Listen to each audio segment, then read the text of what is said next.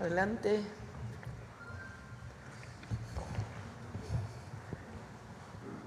Bueno, ya están con nosotros. Siéntense, por favor. Está Iván Escalante, Procurador Federal del Consumidor, que nos va a hacer una explicación del precio de las gasolinas. Está también el maestro Edgar Amador Zamora, subsecretario de Hacienda, y Jesús Ramírez Cuevas, coordinador de asesores de la Presidencia. Ellos nos van a hablar de los foros del Plan Nacional de Desarrollo. Y está Bulmaro Juárez para cerrar con Suave Patria. Bueno, antes de iniciar las presentaciones, quiero platicarles de cuándo conocí a Edgar y a Jesús. Nos conocimos en el movimiento del Consejo Estudiantil Universitario. De hecho, a Jesús lo conozco desde antes, ¿verdad? Él era estudiante de CCH Naucalpan, ¿no? Y ya su servidora, que tengo un poquito más de años, era estudiante de la Facultad de Ciencias de la UNAM.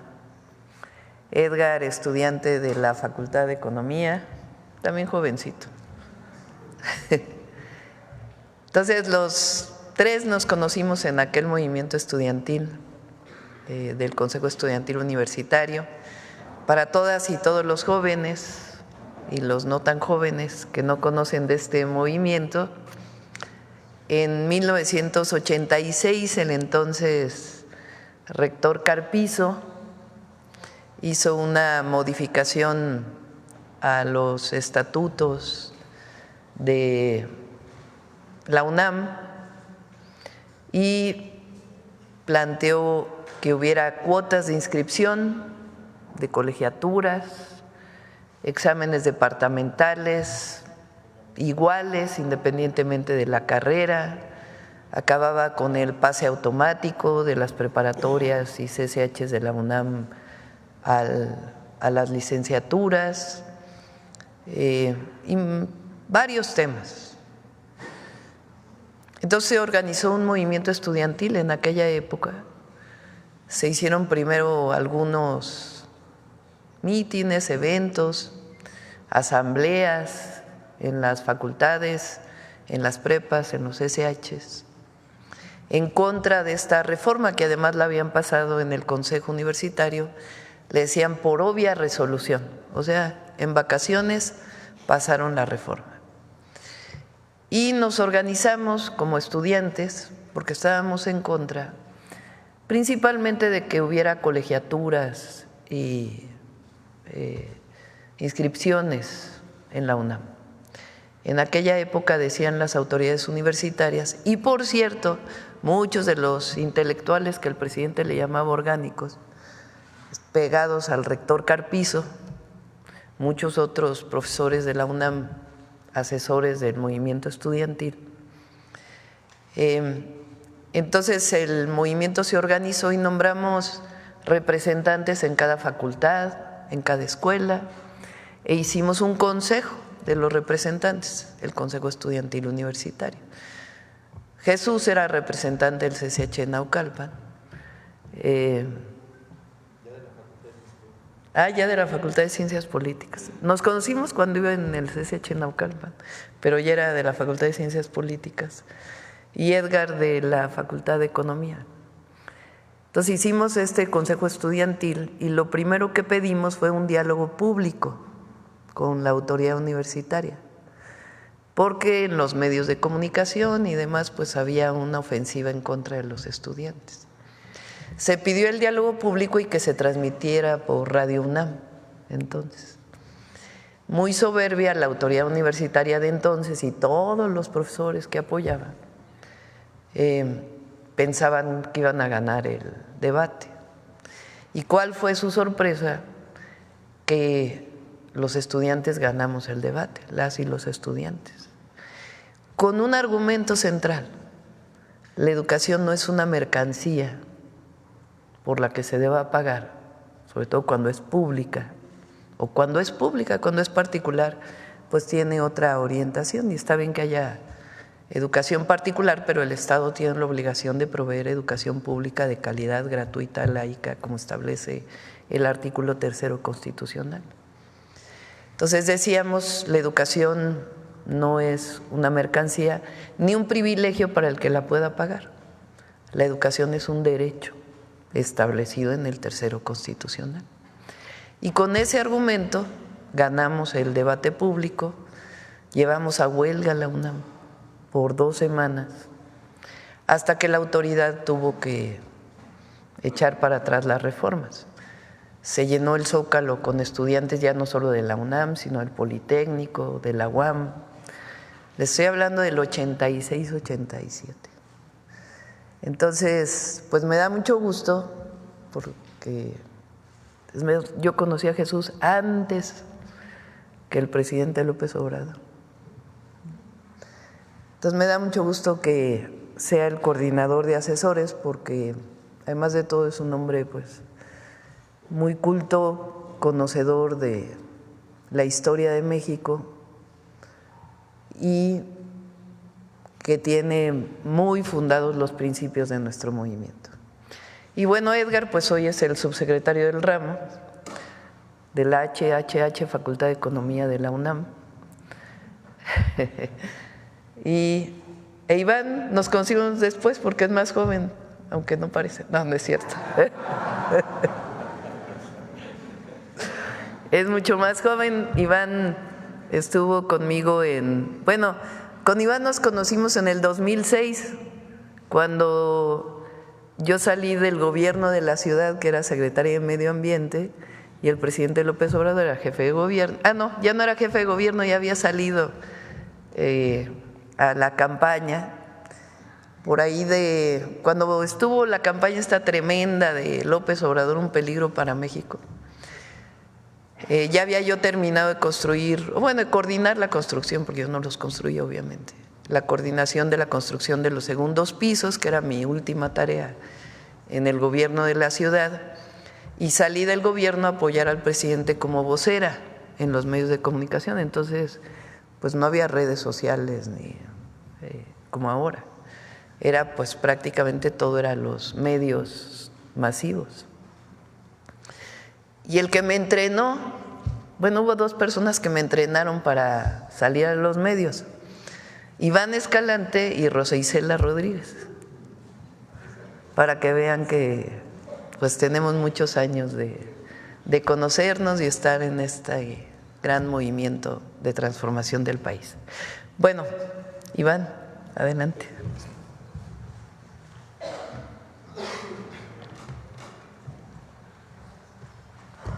Muchas gracias, presidenta. Un honor. Muy buenos días a todas y a todos. El día de hoy vamos a informar sobre la evolución del precio de la gasolina regular desde el sexenio de Felipe Calderón hasta el día de ayer, 2 de enero. Actualmente el precio promedio de la gasolina regular se encuentra entre los 23 pesos con 50 centavos y los 24 pesos.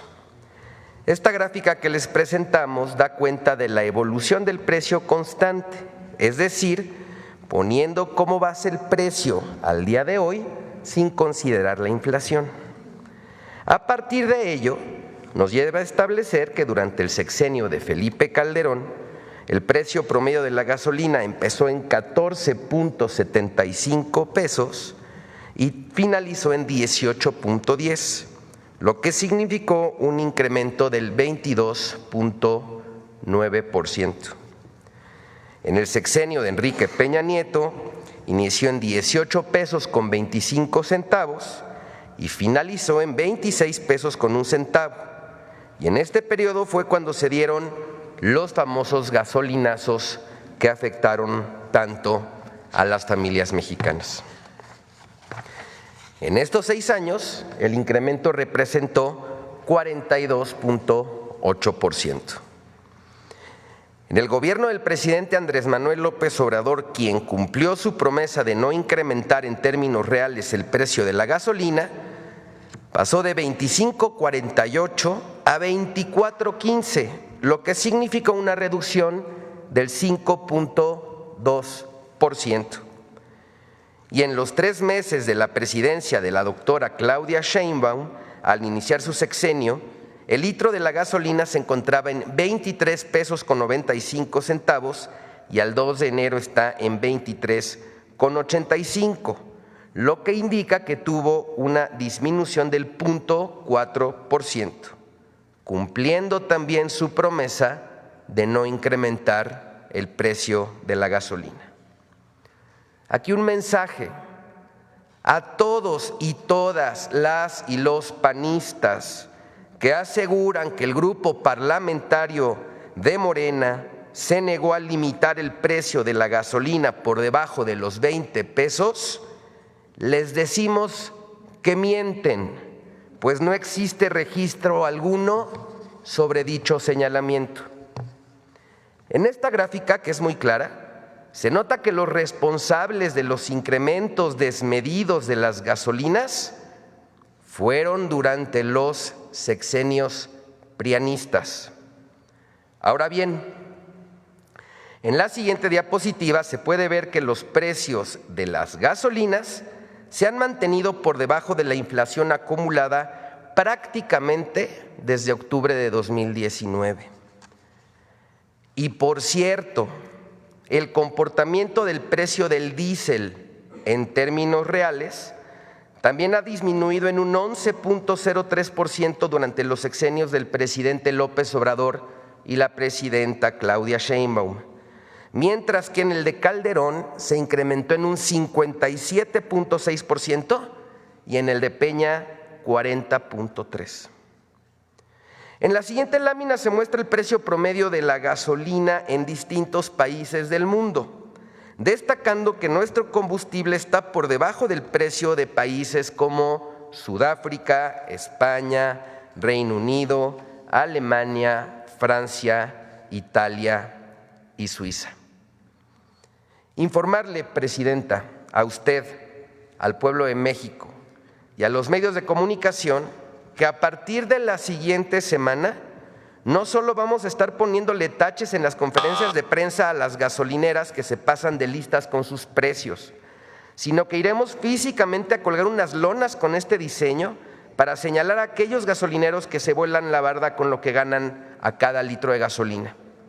Aquí les mostramos un ejemplo de algunas gasolineras que están en este supuesto. La gasolinera Petroseven, ubicada en San Pedro Garza García, Nuevo León, le gana a cada litro de gasolina 4 pesos con 97 centavos. Y la gasolinera Móvil en Monterrey, también en Nuevo León, le gana 4 pesos con 75 a cada litro que vende. Vamos a estar revisando constantemente, siguiendo su instrucción, Presidenta, los precios de las gasolinas y denunciando a las empresas que se vuelan la barda. Muy buenos días a todas y a todos. Con permiso, Presidenta.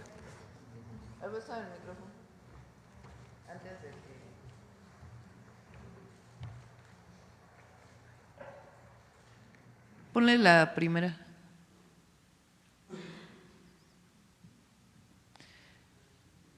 Esta gráfica lo que muestra es el precio de la gasolina, se llama a pesos constantes. ¿Qué quiere decir? Se descuenta la inflación. O sea,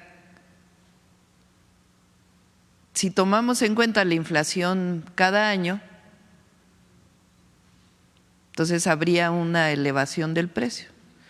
Pero si consideramos lo que significaría el precio a los pesos, en este caso, del 2025, ¿cuánto valdría la gasolina en el 2018, en diciembre del 2018, si consideramos los pesos del 2025? Eso quiere decir los precios constantes. Entonces, si lo consideramos así, lo que vemos es que con estos pesos del 2025, la gasolina en la época del cierre de Peña Nieto estaba a 26 pesos del 2025, considerando el porcentaje de la inflación. Entonces, lo que vemos aquí es que en términos reales la gasolina ha disminuido, cosa que no fue así en el periodo de Calderón, que subió 22.9%, y los famosos gasolinazos del periodo de Peña Nieto, que subió 42.8% en términos reales. Entonces, el precio de la gasolina, que lo vamos a seguir viendo en el quién es quién en los precios de los lunes, que lo va a seguir presentando Iván, debería estar entre 23 y 24 pesos. Es un margen razonable para las ganancias de los gasolineros, incluido el IEPS y todo lo que tiene que ver con los impuestos. Sobre ese margen vamos a estar. Pero hay gasolineras, que fue lo que yo mencioné el lunes pasado, que lo están vendiendo a 28 pesos. La Magna, estamos hablando de la gasolina Magna. O le están vendiendo a 29, 26, que ya no es justificable. Entonces, primero, para que sepan que estamos cumpliendo con nuestra promesa de que no va a aumentar en términos reales el precio de las gasolinas, y segundo, que sepan que Profeco, dentro de su margen de actuación, pues no solamente va a estar denunciando aquí las gasolineras que tienen precios mayores, sino que también pues va a ir a las propias gasolineras a ponerles un tache para que la gente sepa pues si están dentro del margen o no de lo que debe ser el precio de la gasolina. Bueno, esto es sobre este tema. Ahora sí, el Plan Nacional de Desarrollo. ¿Quién empieza, Edgar?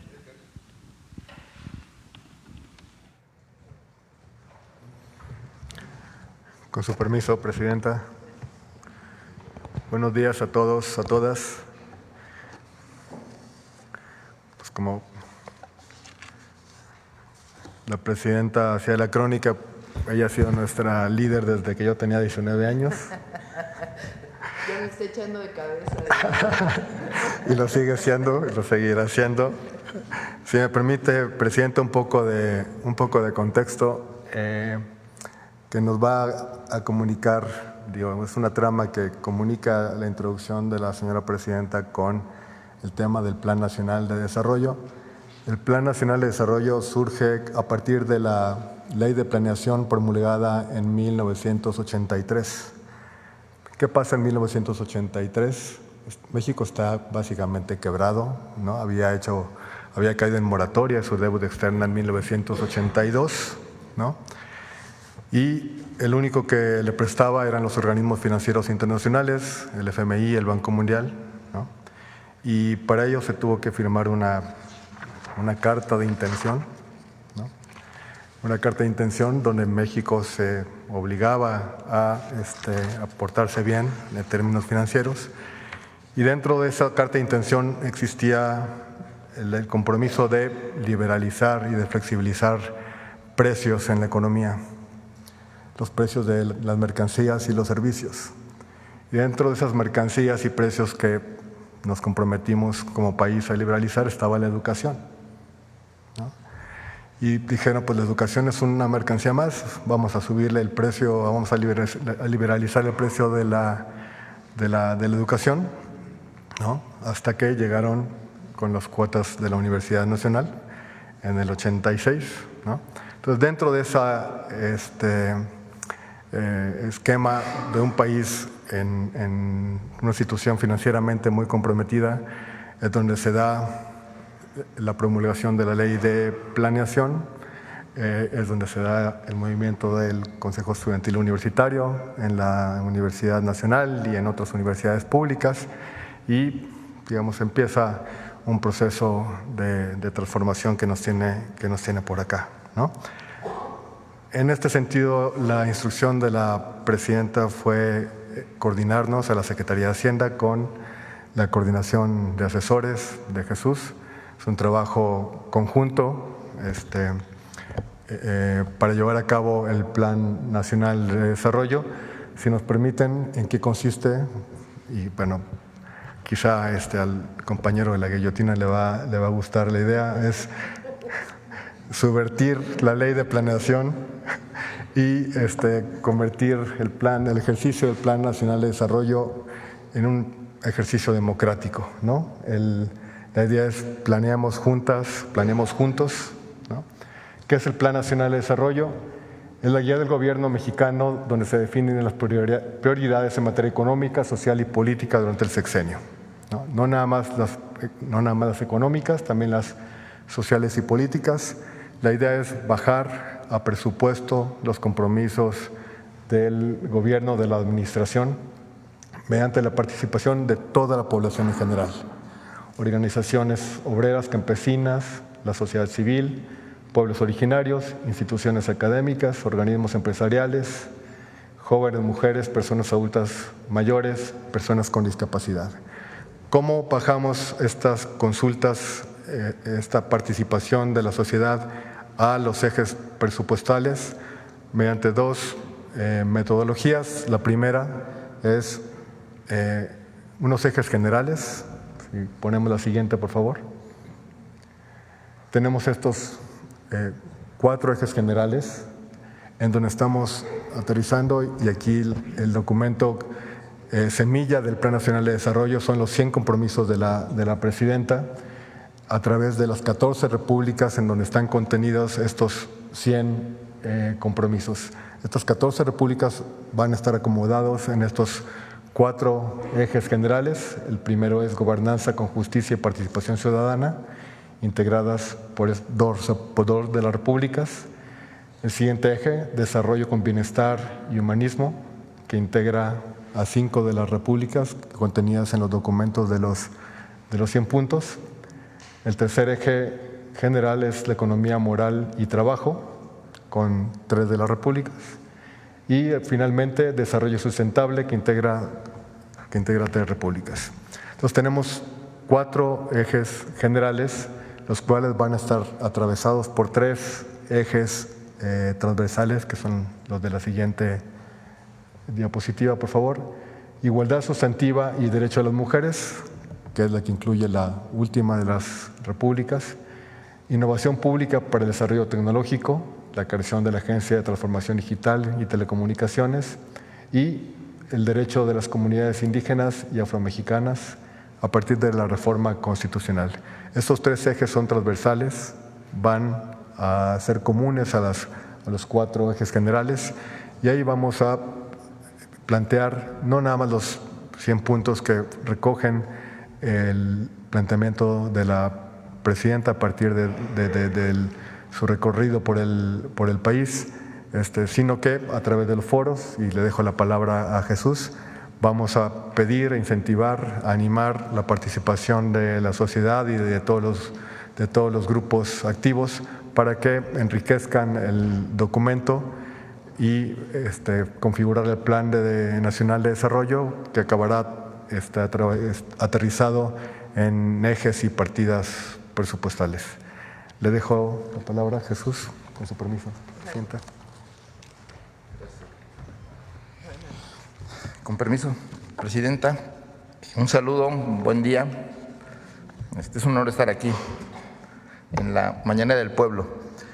Bueno, como bien explicaba Edgar, subsecretario de Hacienda, pues el Plan Nacional de Desarrollo surge como un mandato constitucional, originariamente promovido por lo que nos explica hoy, presentando la carta de intención, que se las vamos a compartir, como los gobiernos neoliberales, su planeación no era con el pueblo de México, no era en el Congreso, era con los organismos financieros internacionales. Y en esa carta de intención establece el gobierno de México en el 83 que todos los planes, todas las propuestas, toda su política pública iba a ser consultada con los organismos financieros para ser aprobada.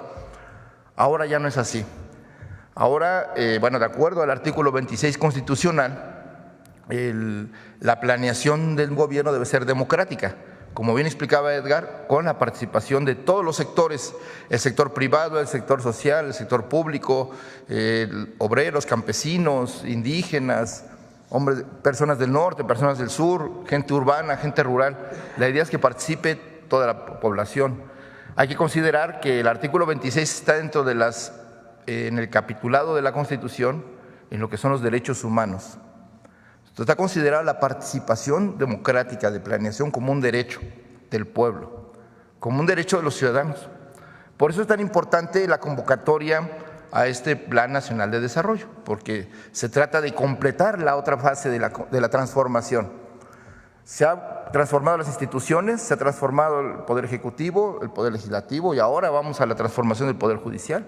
Pero necesitamos la otra parte, el otro pilar de la transformación, que es la participación de la sociedad. Entonces, es por eso importante esta convocatoria en la que pues la planeación democrática, siendo un derecho, ahora se abre la posibilidad, como está normado por los tiempos de la ley, de la Constitución, el Plan Nacional de Desarrollo hay que entregarlo a finales de febrero. Bien explicaba Edgar que una parte es, digamos, toda la parte del presupuesto, los planes, digamos, a largo plazo, todo lo que, las obras de infraestructura, en fin, todo lo que es la planeación.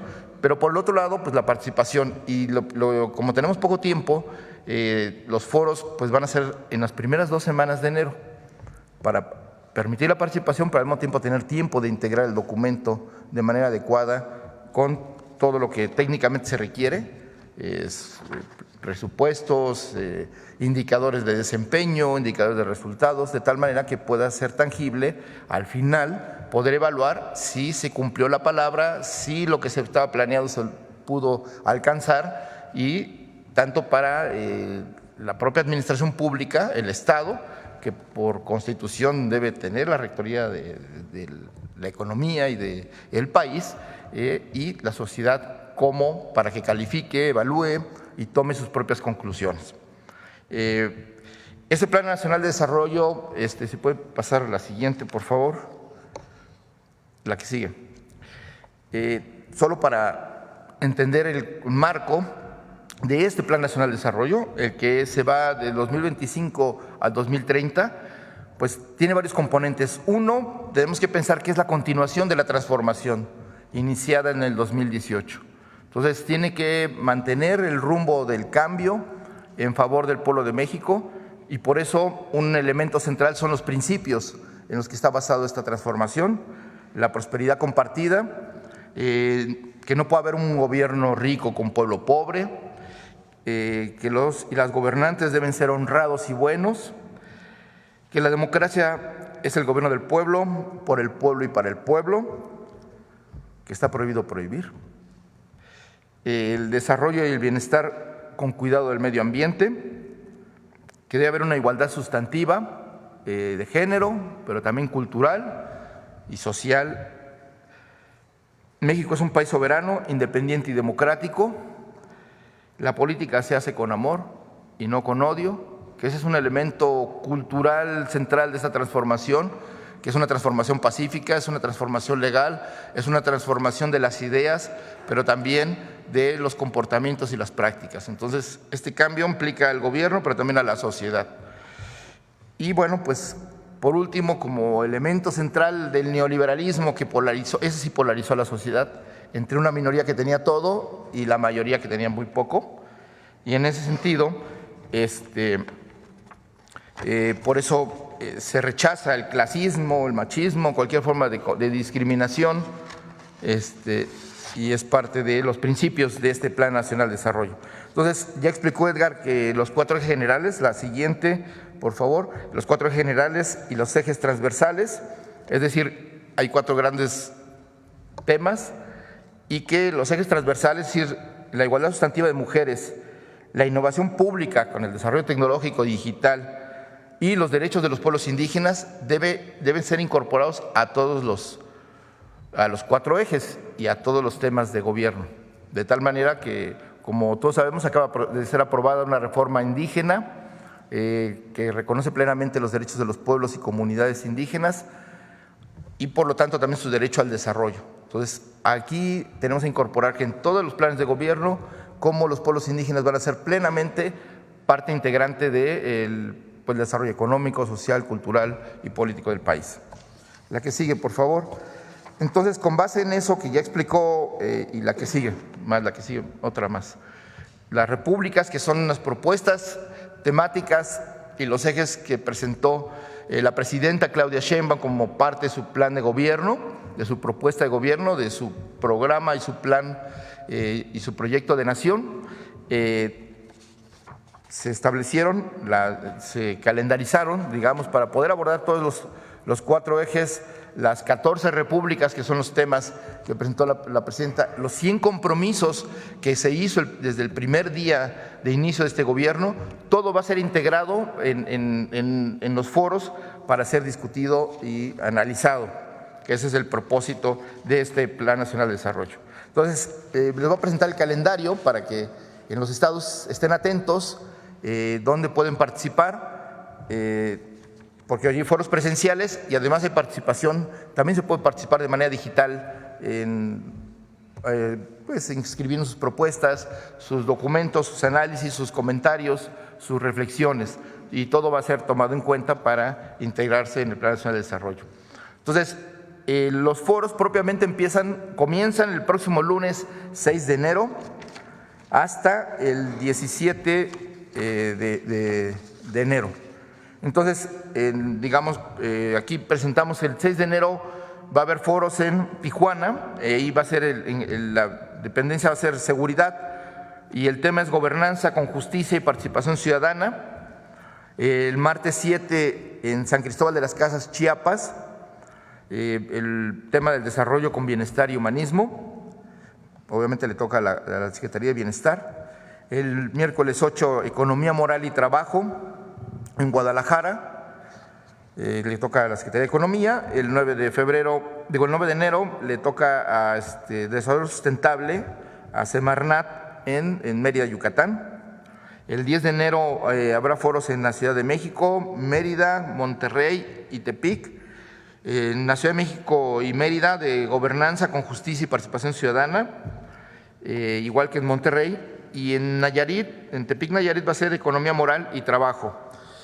El sábado 11 de enero, desarrollo con bienestar y humanismo, en Hermosillo, Sonora, en Guanajuato, en Pachuca, Hidalgo, en Saltillo, Coahuila y en Tlaxcala, Tlaxcala. Asimismo, habrá en Colima un foro de transición agroecológica que tiene que ver con la sustentabilidad y la producción agrícola. El 12 de enero, economía moral, va a estar en Aguascalientes, le corresponde economía. En Veracruz habrá otro foro también que tiene que ver con economía, el desarrollo de los puertos, etcétera, que va a llevar a cabo la Marina. Y en la Ciudad de México habrá un encuentro de ejidos y comunidades agrarias, el segundo piso de la Cuarta Transformación, para discutir los temas de la agenda, digamos, de los sujetos agrarios sociales, ejidos, comunidades, campesinos, en fin, cooperativas. Eso va a ser respecto de eso. Luego, el 13 de enero va a haber un foro de desarrollo sustentable en Culiacán, otro de desarrollo, bienestar y humanismo en Zacatecas, desarrollo sustentable en Tampico, en Durango, Mexicali y Morelia con este tema. Luego, gobernanza con justicia y participación ciudadana en Querétaro, el mismo 13 de enero. Y en la Ciudad de México, gobernanza con justicia y participación ciudadana sobre el tema de migración. Y en La Paz, Baja California, economía moral y trabajo enfocado hacia el turismo. Un foro de juventudes en Ciudad Victoria, Tamaulipas, del INJUVE. Y el 14 de enero habrá foro de mujeres en la Ciudad de México. Habrá un foro de gobernanza con justicia y participación ciudadana en Cuernavaca y foros de economía moral y trabajo en San Luis Potosí, Guadalajara y Cancún. Otro foro de juventudes en Pachuca, Tijuana, Torreón y Ciudad Nicolás Romero, Villa Nicolás Romero en el Estado de México. Todo esto el 14 de enero. El 15, otro foro de juventudes en Tehuacán, Puebla y en Comalcalco, Tabasco, así como un foro de economía moral y trabajo en Toluca. El jueves 16 habrá un foro de personas con discapacidad en Zacatecas, uno de desarrollo sustentable en Chihuahua, un foro de las mujeres en Ciudad Juárez, un foro de las juventudes en Champotón. El viernes 17 de enero, Sembrando Vida hará un foro en la Ciudad de México, Desarrollo con Bienestar y Humanismo en Jalapa, con enfoque de educación, luego más foro de juventudes en San Cristóbal de las Casas, en Ciudad Juárez, en Hermosillo y Oaxaca. El sábado 18 de enero habrá un foro de Bienestar y Humanismo en Chilpancingo, de Economía Moral y Trabajo en Puebla, de Gobernanza con Justicia en Oaxaca y por último, el 19 de enero es un foro de las comunidades indígenas y pueblos afromexicanos en Morelia, Michoacán. Entonces, la idea es que se pueda participar de manera directa o de manera virtual. Entonces, todo comienza a partir del 6 de enero y, digamos, terminaría prácticamente el 19 de enero, porque después se tienen que integrar las conclusiones y los documentos. Entonces, a partir del próximo lunes, la página web Planeando Juntos estará habilitada como en el sitio, en la página del Gobierno de México.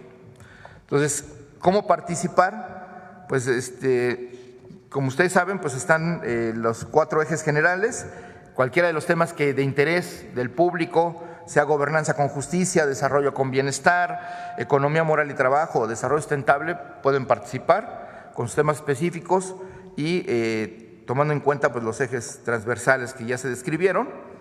Entonces, ¿cómo pueden participar? Aquí está establecido, digamos, una plantilla de cómo integrar, ¿no? Por ejemplo, dice, describe tu propuesta, o sea, si un ciudadano, un grupo de ciudadanos, una organización, un sindicato, en fin, tengan una propuesta, tienen que describir su propuesta de manera muy puntual. Por ejemplo, aquí habla de expandir las estancias para el cuidado de personas de adultos mayores, ¿no? Que es la propuesta hipotética que se presenta aquí. Entonces, en pocas palabras, ¿qué acciones o recursos necesita el gobierno para llevar a cabo esta propuesta? Entonces, ya uno pone ejemplos o sus propuestas mismas. Y aquí dice, bueno, construir más centros de salud, capacitar a los jóvenes para empleos técnicos, otorgar estímulos en proyectos agrícolas, ampliar las rutas de transporte público, etcétera, ¿no? Medidas concretas que la gente piense para mejorar su condición de vida o para resolver un problema social colectivo, ¿no? Y entonces, al final, en esta inscripción de las propuestas, también, en pocas palabras, cuáles son las expectativas que tiene el ciudadano, qué resultados espera de la propuesta y cómo podrás comprobar que está funcionando, ¿no? O sea, cuáles son los elementos que hay que tomar en cuenta para saber si esto va funcionando y si logra las metas y los objetivos que se propone la propuesta. De tal manera que no solo es la planeación, sino también la evaluación. Entonces, el Plan Nacional de Desarrollo incluye esta parte de participación democrática, pero también la evaluación. Y como todo está, digamos, en línea, todo está accesible a la gente, pues la gente puede darle seguimiento a los temas para que en sus regiones, en sus lugares, en los temas de interés, pues poder saber qué está haciendo el gobierno, qué están haciendo las dependencias, qué están haciendo los congresos cuando toca al Poder Legislativo tomar decisiones, qué está haciendo el Poder Judicial ahora que está en proceso de transformación, cuando le toca tomar también parte de los procesos de cambio, ¿no? Entonces, por último, me gustaría señalar que a partir del lunes se pueden inscribir, la siguiente por favor, en la página de internet del Plan Nacional de Desarrollo, de Planeemos Juntos, y bueno, pues ahí están todos los documentos, las bases constitucionales, las propuestas, y ahí pues ahí se van todos los insumos necesarios, cuáles son las convocatorias de los foros, cuáles son los temas a discutir, cuáles son, digamos, todos los elementos que se requieren para participar. Ahí van a estar en esta página, que será parte de un micrositio de la página del Gobierno de México. Pues ahí yo lo dejaría, solo decir al final que es un gusto grande presentar este proyecto nacional de desarrollo, escuchando a la presidenta hablando de un movimiento histórico, por decirlo así, estudiantil, que fue el primer movimiento que se opuso de manera directa, pero además triunfó frente a los propósitos privatizadores del neoliberalismo, que pensaba que todos los bienes públicos, todos los servicios, todos los derechos podían ser privatizados para funcionar mejor. Ya después de 36 años vimos que ese no era el camino y por eso estamos en otra senda donde el sujeto principal es el pueblo de México, y por eso esta invitación a participar, a pensar qué país queremos, cómo lo podemos construir juntos, sector social, sector privado, sector público y pues todas las regiones del país que por primera vez están siendo tomadas en cuenta en planeación, en desarrollo, en proyectos económicos, en proyectos de infraestructura y por supuesto y sobre todo los derechos de la gente, ¿no? Los derechos sociales. Entonces, pues una invitación a que este país es democrático, pensando que la democracia no es solo la elección de autoridades del Poder Ejecutivo, de representantes en el Poder Legislativo y ahora de jueces, magistrados y ministros, sino también, y como lo describe el artículo 3 constitucional, la democracia debe ser un modo de vida. Debemos acostumbrarnos a que la democracia debe ser la forma en cómo debemos convivir, no solo gobernantes y gobernados, sino también entre la misma sociedad. Entonces, lo que dice el artículo 3 constitucional es que la democracia debe ser un sistema de vida que procure el mejoramiento constante de su pueblo. Y eso es lo que esta cuarta transformación, este gobierno se propone, está llevando a cabo y que, bueno, en este Plan Nacional de Desarrollo queremos que la gente también participe y proponga y dé seguimiento a la labor del gobierno, que eso es finalmente también una escuela de formación política, una escuela ciudadana, una forma de fortalecer nuestra democracia. Muchísimas gracias. Buen día. Muchas gracias. Un anuncio más. Hoy anuncio que a partir del lunes el ingeniero y profesor universitario, exgobernador de Veracruz, Cuitláhuac García, se incorpora como director de Cenegas a partir del próximo lunes. Poca gente conoce que Cuitláhuac es un ingeniero mecánico electricista por la Universidad Veracruzana, muy buen ingeniero. Él estaba estudiando su doctorado fuera y tomó la decisión en el 2006, si no me equivoco, o en el 12, hablando ahora sí de edades, de dejar el doctorado para venir a luchar por la transformación de México.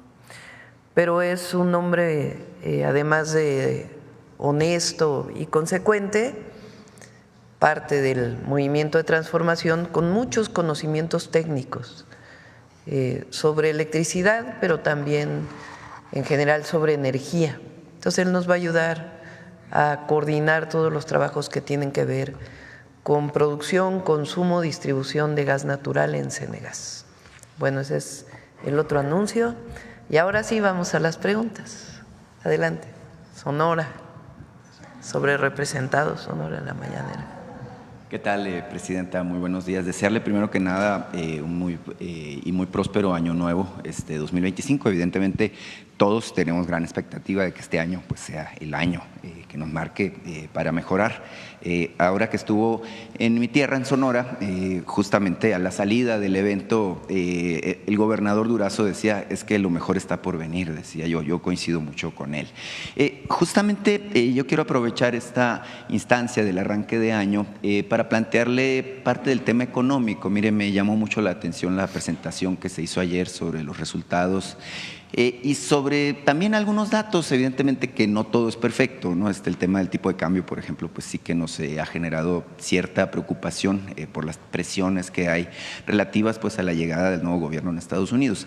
Sin embargo, creo que hay muchas áreas de oportunidad. Banco de México, por ejemplo, reportaba ayer que se cerró el año con niveles récord también en las reservas internacionales. Tenemos por primera vez 228,000 millones de dólares, creo que 228,900 millones de dólares en reservas, lo cual, bueno, pues da elementos para tener tranquilidad.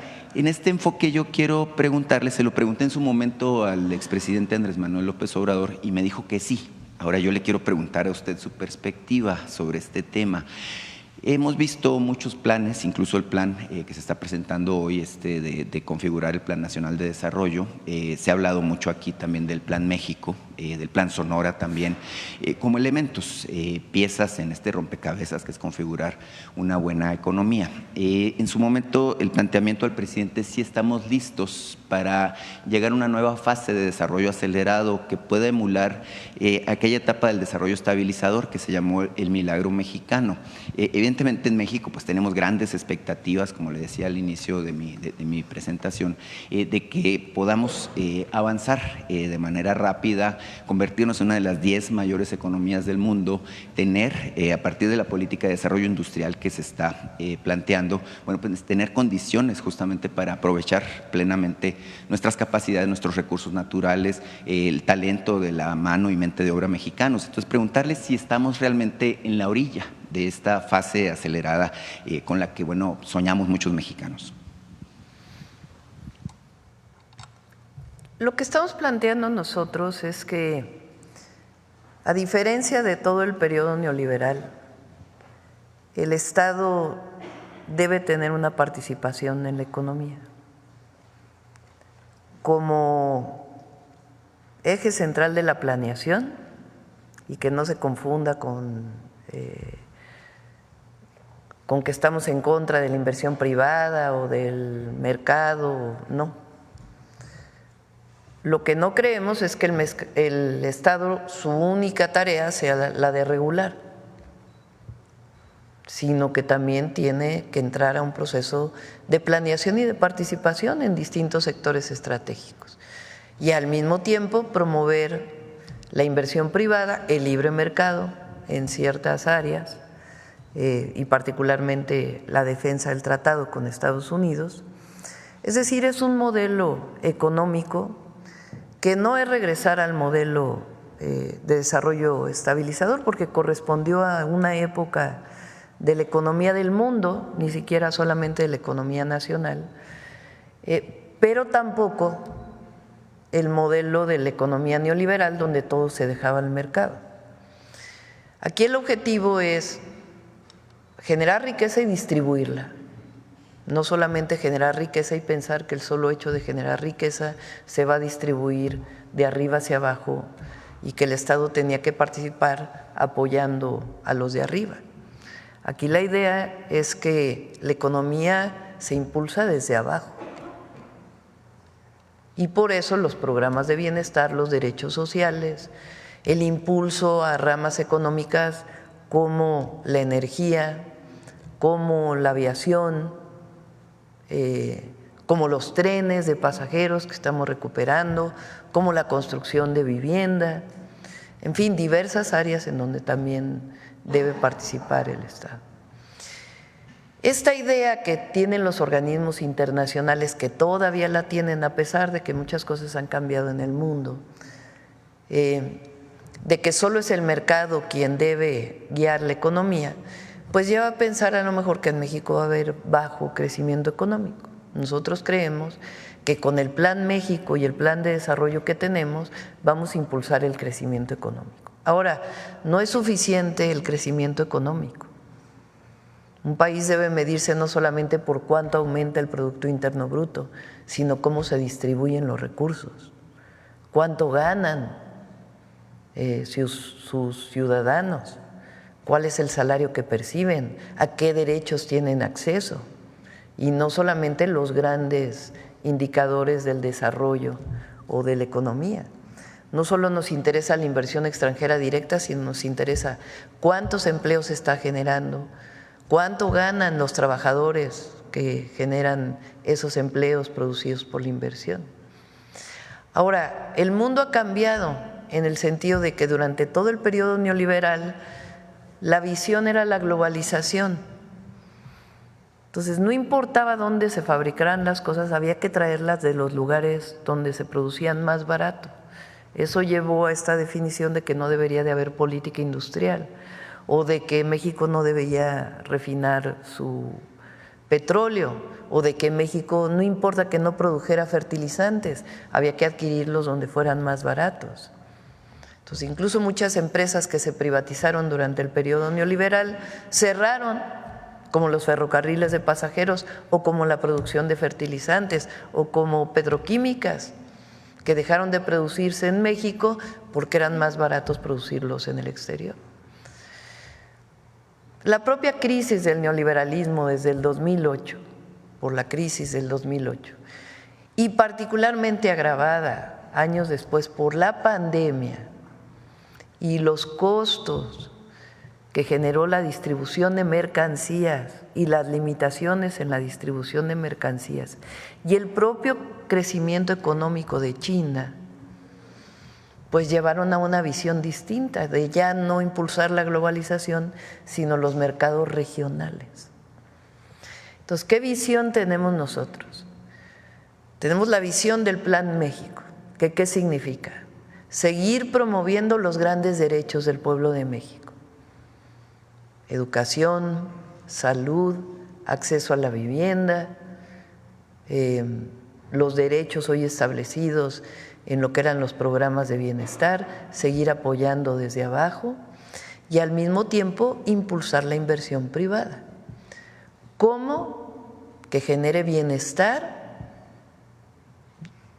y que se instale en aquellos lugares en donde hay recursos naturales que permitan su desarrollo. Es decir, no vamos a poner cerveceras en Mexicali o no vamos a promover, no nosotros, no vamos a promover que se pongan cerveceras en Mexicali, sino en los lugares en donde hay agua, como fue el caso de Constellation Brands, se llama, ¿no?, que se movió a Veracruz y que hoy tiene pues una producción muy importante. A eso le llamamos relocalización de empresas con desarrollo regional, a partir de polos de bienestar. ¿Qué más planteamos?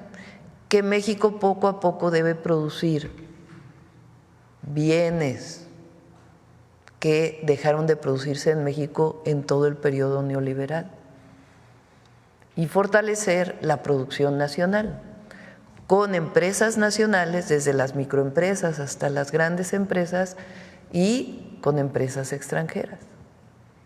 Entonces, una visión de desarrollo del país que lo que busca es, sí, crecimiento económico, pero sobre todo bienestar. O sea, el desarrollo tiene que tener dos apellidos: sustentabilidad y bienestar. Y eso es lo que estamos planteando. Y justicia al final de cuentas. Hoy el INEGI, por cierto, presenta el dato de cómo está el empleo al cierre del mes de noviembre. Presenta una tasa de desempleo del 2.6%, muy similar a la que ya se había reportado el día de ayer. Es bien importante esta estadística porque también nos muestra, bueno, que la población económicamente activa creció a 61.600.000 personas, lo cual es un dato muy relevante. Sin embargo, en este mismo contexto hay un área de oportunidad muy grande y yo tengo desde hace tiempo la intención de preguntarle sobre el tema. El 55% de la población económicamente activa está en el sector informal. Esto, bueno, representa un problema, pero también representa un reto y una oportunidad, por ejemplo, para el crecimiento de la economía, para la recaudación fiscal y para otros elementos. Preguntarle, dentro de este contexto de lo que me plantea, Presidenta, ¿qué estrategia se va a seguir para lograr una mayor formalización tanto de los trabajadores como de quienes están incorporados en la producción económica de cualquier bien o servicio, pero que están haciéndolo de manera informal? Cuando se piensa en la economía informal, a veces solamente se piensa en las personas que venden en vía pública, por ejemplo, que a lo mejor no tienen un espacio y que pagan impuestos, aunque no, digamos, lo que pagaría un microempresario formal dedicado al comercio. Pero hay otras áreas de trabajo informal. Uno de ellos, por ejemplo, es el trabajo de los repartidores, de plataformas. ¿Por qué es trabajo informal? Porque en realidad se consideraban como socios de una empresa transnacional, que por cierto saca la mayor parte de sus ganancias fuera del país, y que contrata personas a través de un esquema en donde no hay contratos, sino que los convierte en socios. Al nosotros impulsar la ley que ya fue aprobada, de que esos trabajadores tengan seguridad social y puedan seguir trabajando en las diversas modalidades donde trabajan ahora, pues evidentemente estamos formalizando sectores de la economía. Al seguir impulsando que las trabajadoras del hogar puedan tener derechos y seguridad social, pues estamos formalizando una parte del sector de la economía que se considera informal. Estamos trabajando en un programa muy intensivo para los jornaleros agrícolas y las jornaleras agrícolas dentro del país, que migran muchas veces de Oaxaca, de Chiapas, de Guerrero, a lugares como Sinaloa o Sonora, donde hay producción agrícola y que requiere mano de obra. Migran durante 6 meses y después se regresan a sus comunidades. Hoy están en mejores condiciones que las que estaban hace muchos años, pero de todas maneras siguen siendo de los sectores de mayor pobreza en nuestro país. ¿Qué queremos? Que todas y todos los jornaleros agrícolas tengan derecho a una seguridad social, tengan derecho a la educación, sean empleados formales. Entonces, no solamente es que hay que tener programas para quien vende en la vía pública, o que es lo único que se piensa que es la economía informal, sino muchos sectores de la economía que trabajan en sectores formales, pero que son contratados de manera informal. Entonces ahí es donde queremos entrar. Toda la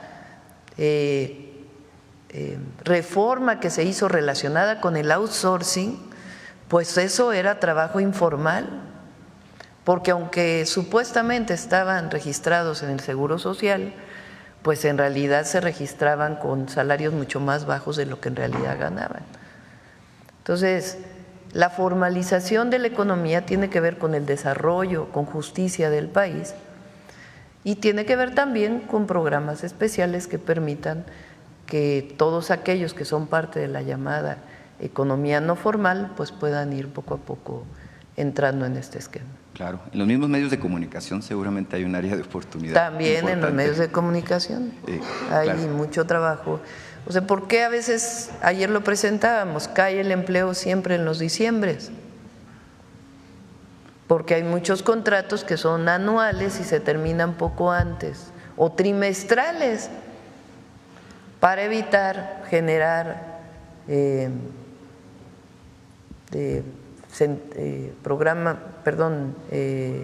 antigüedad y ser parte del Instituto Mexicano del Seguro Social. Se contratan por honorarios, muchos de ellos, y antes de que termine el año se les da de baja y en enero se vuelven a contratar para que no sean parte ni del reparto de utilidades ni del aguinaldo muchas veces. Entonces ahí también hay un área de oportunidad muy grande. Claro. Omití presentarme, Presidenta, Demián Duarte de Sonora Power. De hecho, lo que le quiero comentar, nos dio mucho gusto recibirla en Sonora ahora en el mes de diciembre, era muy importante su presencia. Y claro, seguimos con atención todos los compromisos que hizo tanto con la Nación Yaqui como con el resto de los pueblos originarios de nuestro estado. Ahora, al final, tuve la ocasión ahí de conversar brevemente con el gobernador Alfonso Durazo y él me decía, bueno, nos fue muy bien, me dijo, ¿no? Dame tiempo o danos tiempo para presentar los acuerdos. Y evidentemente esta frase que me dice de que lo mejor está por venir, es un rasgo de mucho optimismo. Notamos que además de la reunión en Vicam Pueblo, tuvieron una reunión con el gabinete de Sonora, como lo han estado replicando en otros estados, en Ciudad Obregón. En ese sentido, pues es mi intención preguntarle cómo nos fue. Creo que es bien importante saber qué acuerdos tomaron, hacia dónde van las cosas en Sonora. Y mire, ya para soltar el micrófono, nada más le quiero comentar que ayer hubo en el Palacio de Gobierno de Sonora una ceremonia luctuosa. Falleció el exgobernador Samuel Ocaña García. Él gobernó Sonora de 1979 a 1985. Era del PRI, digamos, nadie es perfecto, pero fue un hombre honesto que correspondió justamente a las aspiraciones del pueblo de Sonora, construyó el Sonora moderno, es creador de muchas instituciones y para nosotros, bueno, pues es motivo de orgullo también, bueno, haber tenido un gobernador como fue en su momento, un humanista como fue Samuel Ocaña García. Gracias. Muchas gracias. Por cierto, el libro, por la primera pregunta de Ortiz Mena, que fue secretario de Hacienda por 12 años en el país, que por cierto era abogado, no era economista. Aquellos gobiernos eran de mucho contraste porque eran gobiernos muy autoritarios y al mismo tiempo promovieron parte de lo que se llamó el desarrollo estabilizador, de la sustitución de importaciones. Y ese libro de desarrollo estabilizador de Ortiz Mena es muy bueno, la verdad muestra pues lo que fue la economía de aquellas épocas y cómo se generó este sentido de planeación, que por cierto, Ortiz Mena fue quien diseñó el plan de desarrollo de López Mateos y después de Díaz Ordaz, que era parte del desarrollo estabilizador, él fue parte del diseño de la nacionalización no solamente de la industria eléctrica, sino de Teléfonos de México. Ahí cuenta cómo fueron adquiriendo poco a poco las acciones de Teléfonos de México hasta que el Estado resultó que tenía ya la mayoría. O cómo cuando se pone de acuerdo el gobierno de México para la nacionalización de la industria eléctrica, establece un plan de pago, porque se les pagó a las empresas inglesas principalmente, establece un plan de pago con tasas bajas y le pide a esas empresas que no se lleven el dinero de México, sino que inviertan en otros sectores de la economía. Es un libro muy interesante, la verdad. Bueno, adelante. Presidenta, buenos días. Bueno, me presento una vez más. Soy Tere Mora Guillén, de Grupo Intermedia, al que pertenecen el canal 44 de Ciudad Juárez, el canal 66 de Mexicali y el 33 de Tijuana. Y yo quisiera preguntarle, ¿hay inquietud, Presidenta, en ciudades fronterizas como Ciudad Juárez, ya que hay el temor de que ante una deportación masiva se sature de migrantes y que eso dé un repunte a la violencia que ya se tiene? ¿Hay un plan federal para evitar eso y en qué consiste? Bueno, primero no hay que asociar, porque si no nuestro lenguaje se parece a otros, vamos a decirlo así. Migrante con violencia. Porque nosotros somos un pueblo solidario, generoso, y la gente, el 99% o más de las personas migran por necesidad.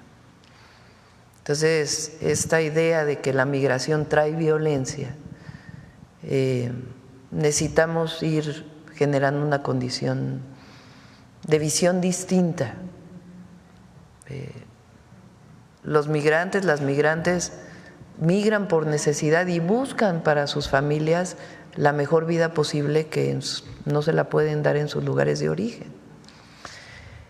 Ahora, el presidente Trump ha hablado de deportaciones masivas.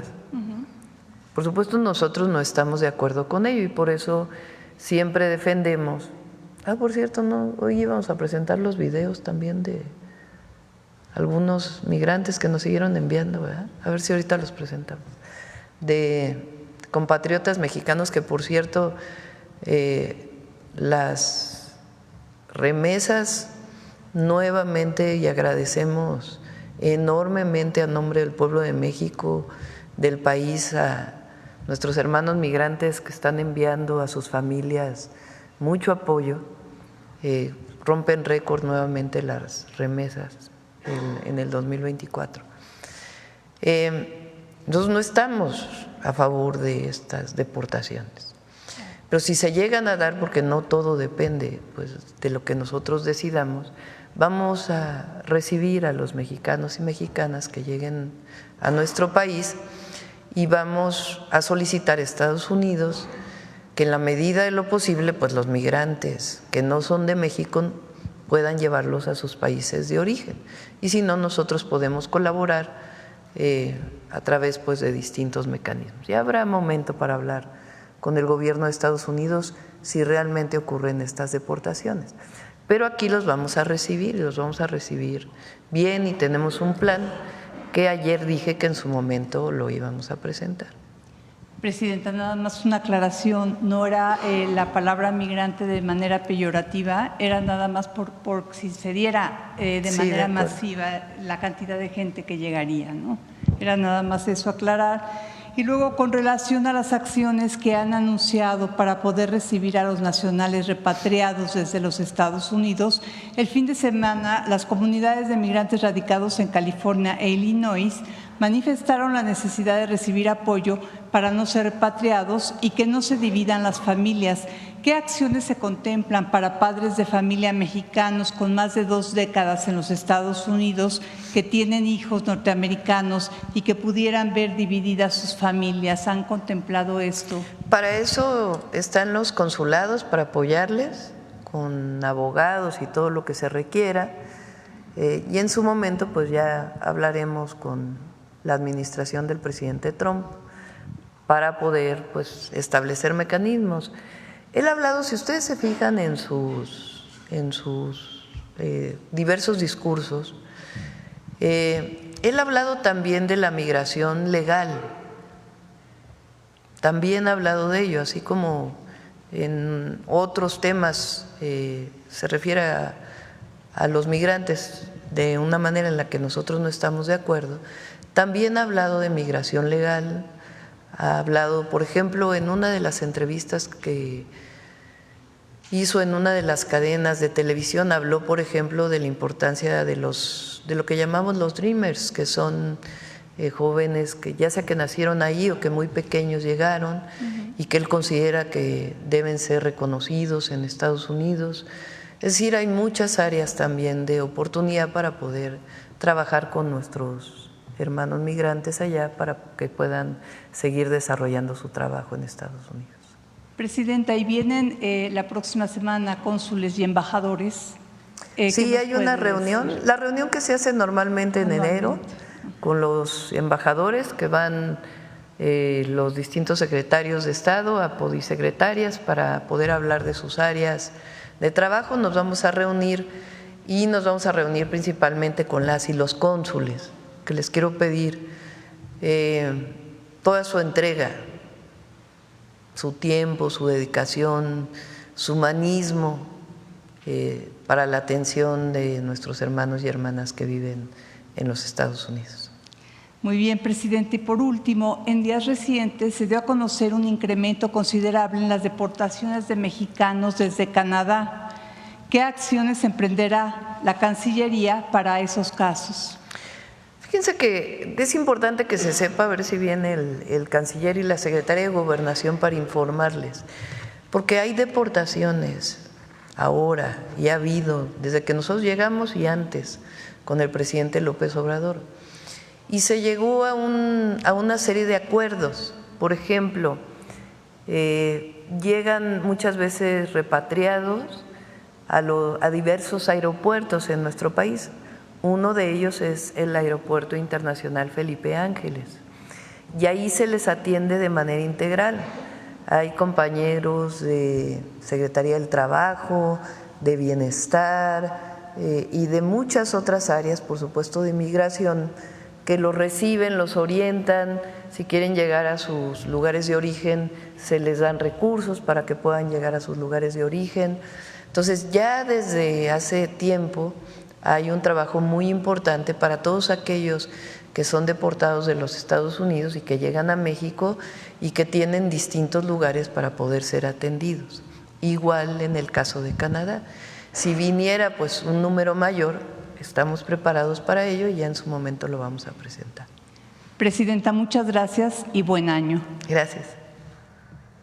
A ver, por acá.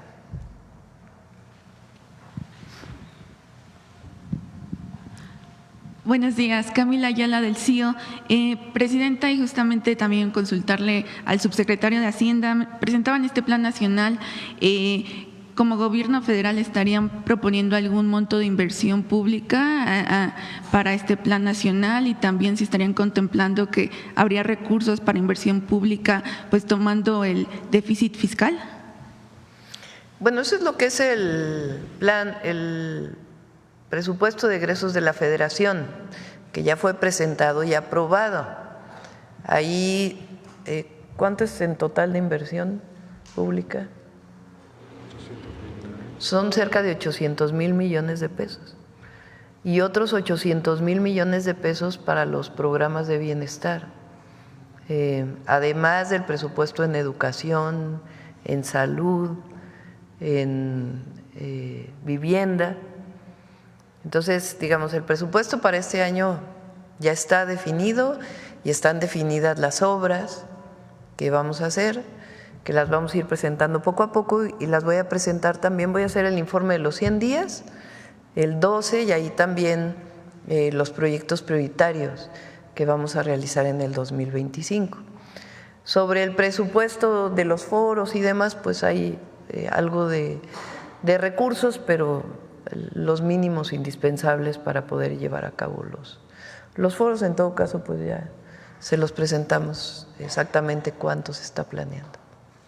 Y también otra pregunta en relación con las gasolinas, justamente consultarla si estarán contemplando igual para este año un estímulo fiscal para el impuesto especial sobre producción y servicios, el IEPS, y pues su incidencia en los precios. El IEPS representa, a ver, explícales el IEPS mejor tú.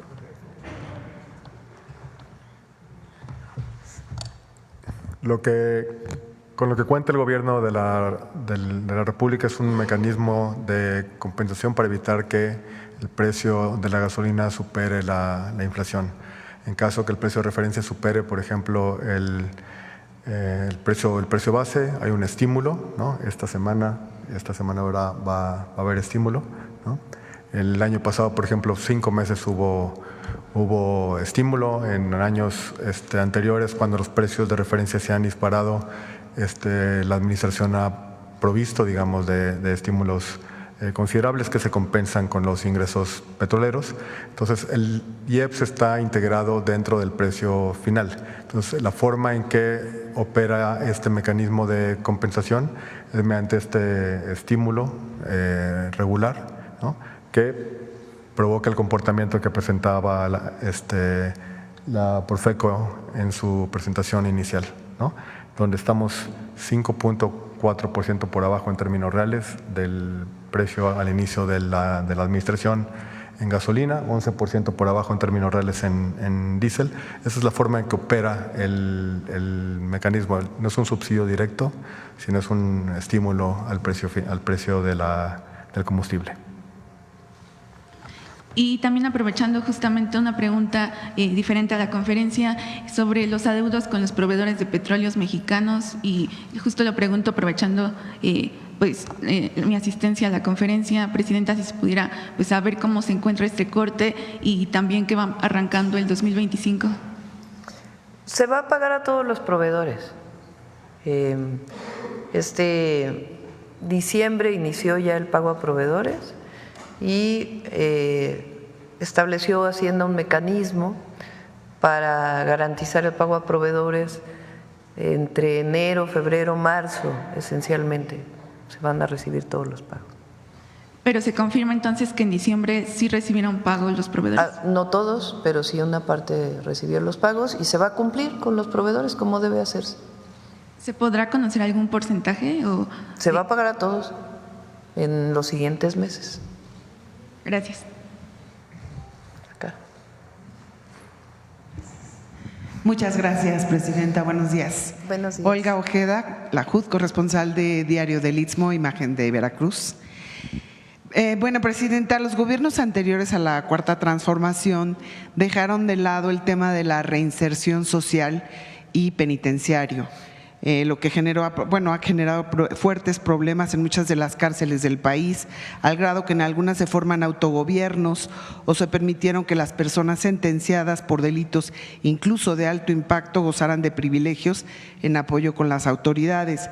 Quisiéramos saber si en la estrategia de seguridad de su gobierno se encuentra contemplada una reestructuración al sistema penitenciario que acabe con malas prácticas y garantice el cumplimiento de la justicia, y de ser así, si nos puede hablar sobre lo que planea al respecto.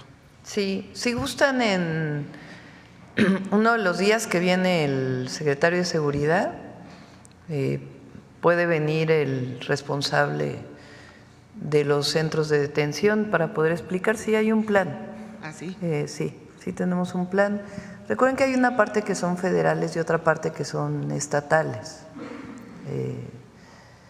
Dependiendo de las entidades de la República, hay entidades que están mejor en esta situación y otras que pues no ha habido inversión, requieren de más personal y no están en las mejores condiciones, pero evidentemente pues tanto por derechos humanos como por diversas razones, pues es importante que se trabaje en la reinserción y en las condiciones dignas para que puedan estar las personas privadas de la libertad.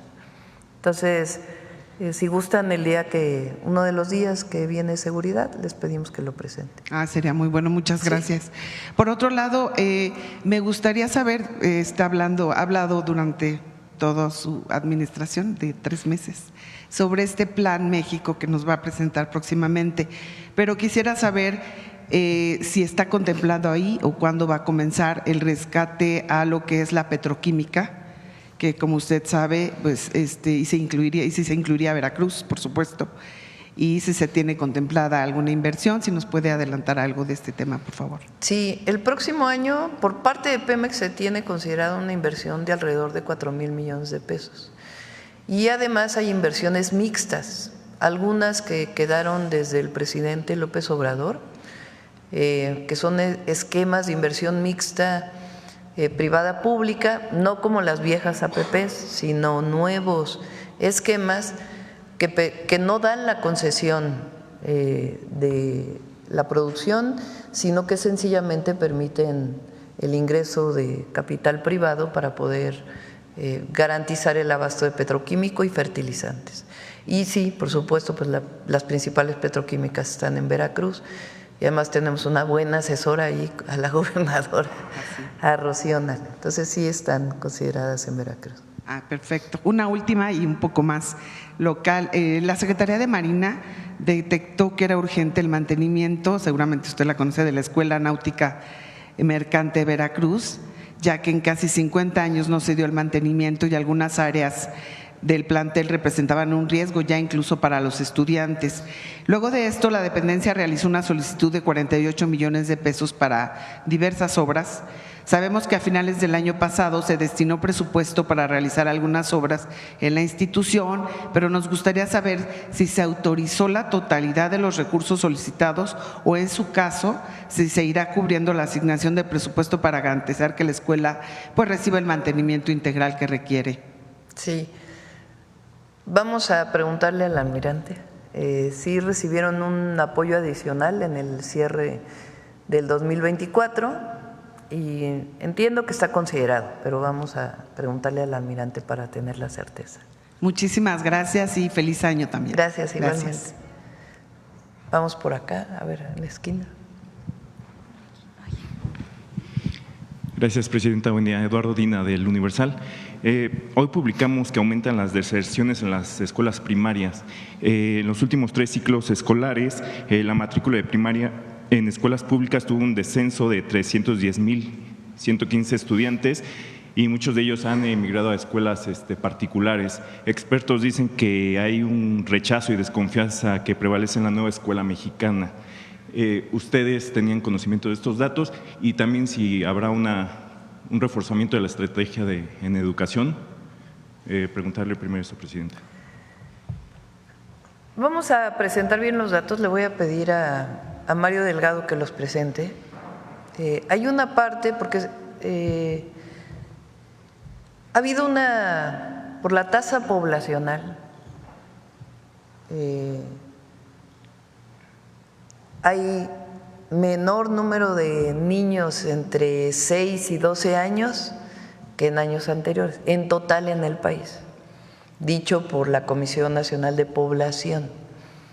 Entonces, vamos a presentarles los datos para que se observe esta característica. Dudo mucho, la verdad, que hayan migrado más de 300,000 niños y niñas de escuela pública a privada, la verdad, por el modelo de la nueva escuela mexicana. No considero no sé de dónde salen esos datos, porque no corresponden a los datos de Secretaría de Educación Pública, que tiene contabilizados los datos de estudiantes en escuelas públicas y estudiantes en escuelas particulares. Entonces, para tener la certeza vamos a informar tanto el número de niños y niñas que hay en el país, de acuerdo con la Comisión Nacional de Población, que deben asistir a la escuela primaria, cuántos de ellos asisten a las escuelas públicas y cuántos de ellos y ellas asisten a las escuelas particulares. Gracias.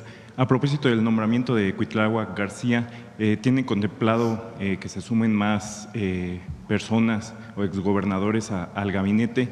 Y también en el Servicio Exterior Mexicano, pues hay preocupación por algunos nombramientos que se puedan dar como representantes de México en el exterior, como ya hemos visto expriistas que por ahí han estado ocupando lugares. ¿Tiene unos nombramientos pendientes? No veo por qué debe haber preocupación. Porque dicen que no tienen como esta experiencia, esta carrera para representar. No, lo han hecho muy bien, la verdad. Han trabajado muy bien todos los embajadores y embajadoras, y además es parte de las atribuciones que tiene el presidente o la presidenta de la República. Entonces no se está afectando. Más bien lo que queremos es que las y los embajadores pues promuevan lo que está ocurriendo en el país, que sean informadores, todos y todas. Y por último, insistirle, Presidenta, sobre el plan que menciona. ¿Hay alguna fecha? Porque dice que muy pronto, pero… El 16 de… ¿16? No sé si es el 16 o el 13. La presentación del Plan México, a ver si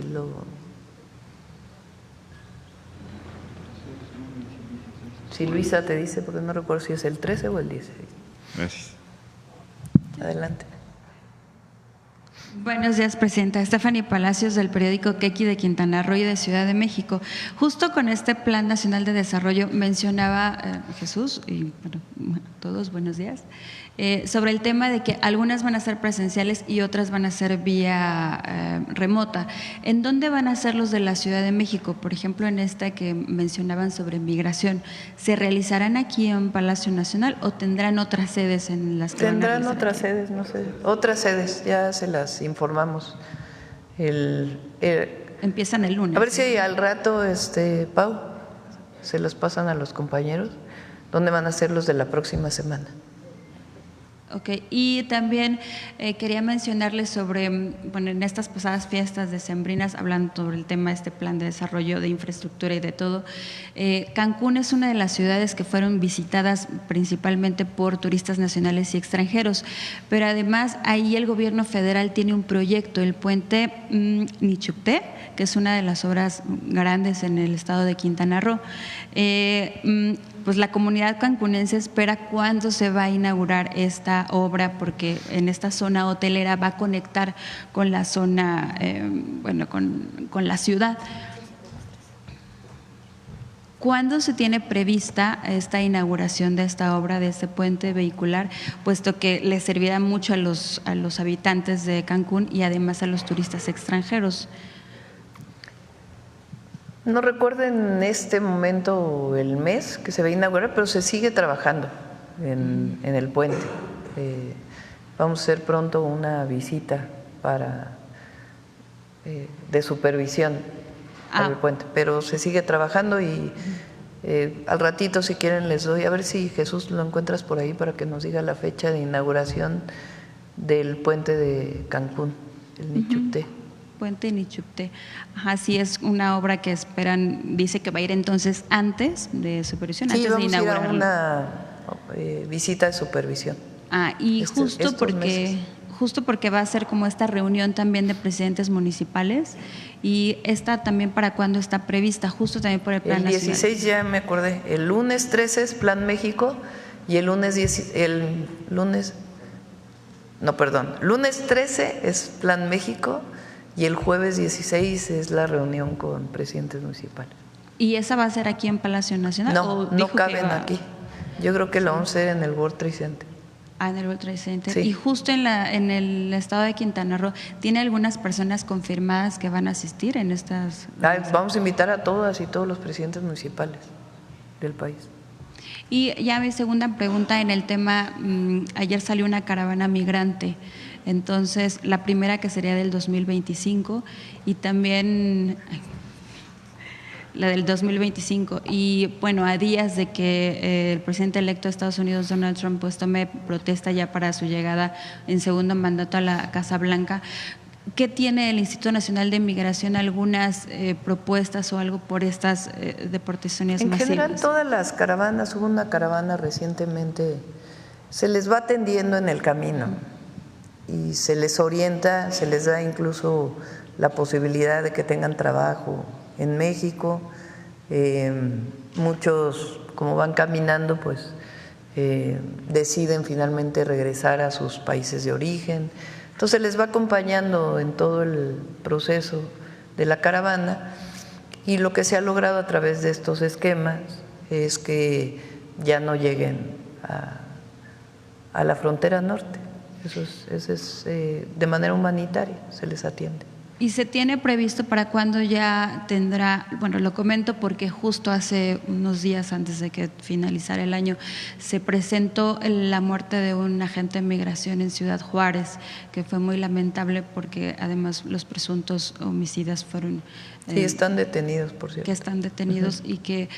Justo eso, algunos agentes demandaban más seguridad, y si al frente o hasta cuándo habrá este cambio del Instituto Nacional de Migración. Sí, va a haber un periodo de transición durante estos meses hasta que ya pues Sergio Salomón tome ya. O sea, todavía hasta que tome protesta el presidente electo, todavía estará al frente de Garduño.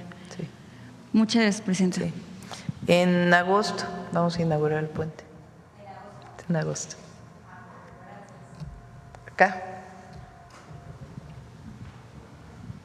Muchas gracias. Buenos días, presidenta Sheinbaum, y feliz año de parte de Ecos Media MX, medio de comunicación. Yo soy Santiago de Llano.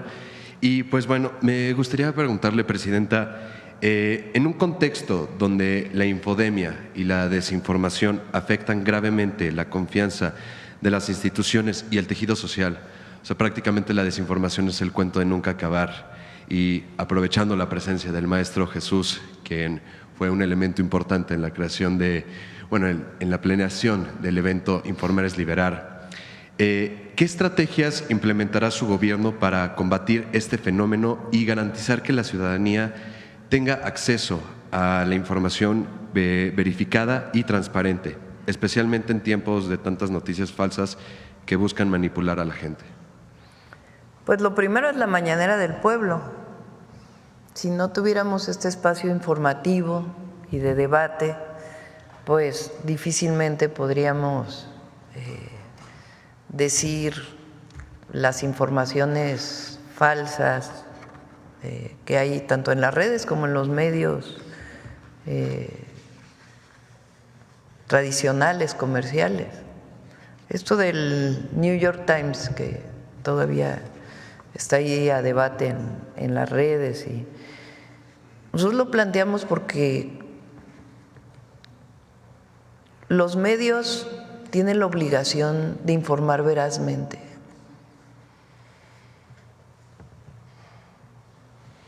Y bueno, a partir del 1 de enero se impuso… y bueno, para eso está la infodemia y el detector de mentiras de los miércoles, que esta semana no la pasamos. Y, claro. Ahí estamos con infodemia cada vez que sale alguna nota falsa. Y en algún momento también tuve la oportunidad de preguntarle si, y ahora le vuelvo a preguntar, ¿ha habido algún avance en relación a la red social mexicana Soberana, que también pues, sería importante abordar para ya no depender de plataformas extranjeras? Pues es una tarea ahí de varias instituciones. Voy a averiguar en qué quedó con el presidente López Obrador, y ahora pues la Agencia de Transformación Digital tendría que ser una de sus tareas. Muchas gracias.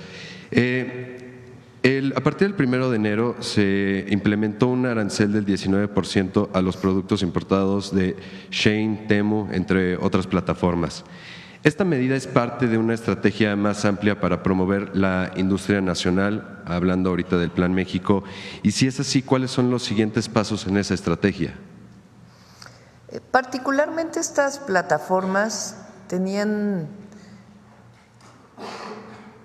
son estas plataformas donde uno pide cualquier producto. Una cosa es, digamos, la llegada individual de una pieza, pero lo que detectamos pues es que se estaban utilizando en realidad para traer y después vender en México, y eso pues requiere pagar impuestos. Entonces no es lo mismo que una persona, un individuo pida una pieza a que ya se traigan piezas para su venta, ¿no? Entonces eso es lo que principalmente se está estableciendo a través de este mecanismo. Y también esto pues evidentemente fortalece a la industria textil en México, que lo he planteado varias veces. La industria textil en nuestro país, una gran mayoría se desarrolló a partir de empresas familiares. El Bajío tiene una producción muy importante de producción textil. También hay las grandes, que por cierto contaminan bastante en sus descargas, que ahora los está teniendo la Profepa y la Semarnat. Pero en general las pequeñas empresas se fueron cerrando y cerrando y cerrando, entre otras razones por esta entrada de productos con países con los que no tenemos tratado comercial, y que pues en realidad se utilizaban para vender ampliamente y no solamente para traer una pieza, ¿no? Entonces este es el objetivo de este mecanismo que desarrolló el SAT. Muchas gracias. Y ya por último, se ha mencionado que varias industrias como las fabricantes de alimentos procesados, las compañías de telefonía móvil y algunas gasolineras están aumentando sus precios, lo que está contribuyendo a una cuesta de enero más difícil para los ciudadanos. ¿Qué medidas adicionales está tomando su gobierno para abordar esta situación? Ya mencionó para la gasolina, pero para estos otros productos. La canasta básica tiene este acuerdo que presentamos hace unos meses, nos adelantamos, digamos, con el PASIC, que es este acuerdo que se firma con comercializadoras, productoras. A ver si tienen todavía el video por ahí ya lo habíamos pasado una vez, pero a ver si lo tienen por ahí, lo pasamos nuevamente. Se hizo en su momento con el presidente López Obrador en la época en donde aumentaron mucho los productos debido a la guerra de Ucrania. Y entonces se juntaron principalmente los comercializadores, aunque también productores, para evitar el aumento de la canasta básica, y se definió cuál es esta canasta básica. Entonces hay un acuerdo con los comercializadores, productores, para evitar el aumento de los precios. De hecho, lo que se logró es que la canasta básica estuviera más barata que en el último acuerdo que se firmó. Este fue por los próximos 6 meses y antes de que terminen los 6 meses, pues se firmará. Hay algunos productos que no están en estas listas. Por ejemplo, hay un tipo de pan de caja que le llamamos, que está en la lista, y hay otros que no. Entonces, lo que orientamos pues es que se compren los productos que están dentro de la canasta básica, que es necesario, suficiente para la alimentación principalmente, aunque no solo hay algunos otros productos como jabón y otros productos. ¿Qué hace Profeco cada vez que viene aquí? Pues analiza las tiendas de autoservicio y qué tan alejados están de la canasta básica, que es para una semana. Es 910 pesos. Bajó de 1,036 a 910 pesos. Entonces, esto pues tienen que cumplirlo las empresas porque lo firmaron para las próximas semanas, y la manera que tenemos de difundir pues es justamente el quién es quién en los precios, para que las y los consumidores pues sepan en dónde se está cumpliendo y en dónde de plano pues están aumentando los precios de manera no correcta, porque no tiene nada que ver con el costo de los productos, sino que tiene que ver pues más con un asunto especulativo, ¿no?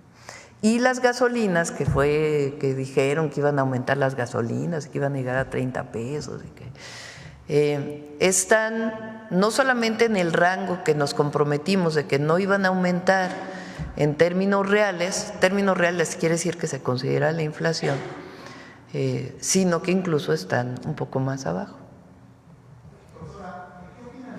Que salió ayer en redes sociales, donde hay policías que se desmayan por el manejo justamente del fentanilo. Ayer presentaba usted este tema, pero sí es importante, no sé si usted lo vio en redes sociales. A ver, ponlos por ahí. Bueno, primero el video del PASIC, ¿ya lo tiene? A ver, es muy breve.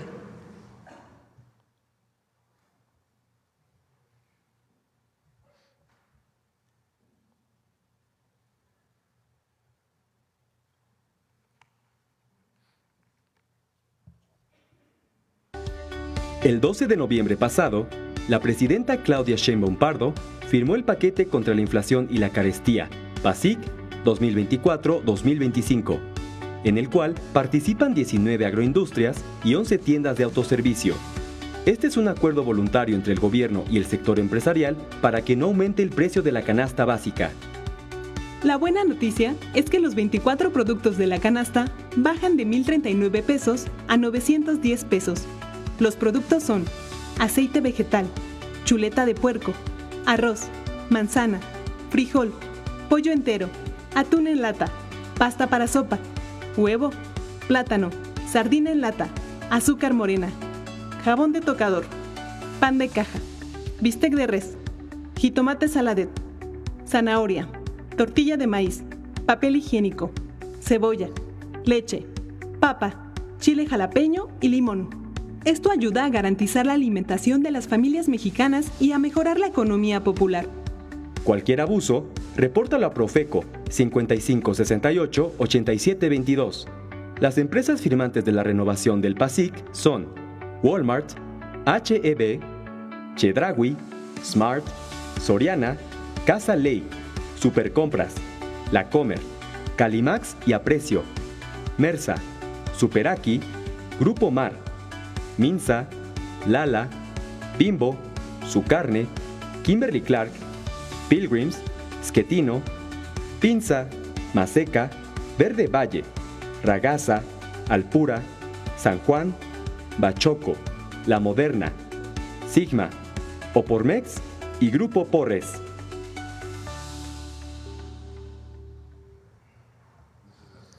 A ver, pon los videos.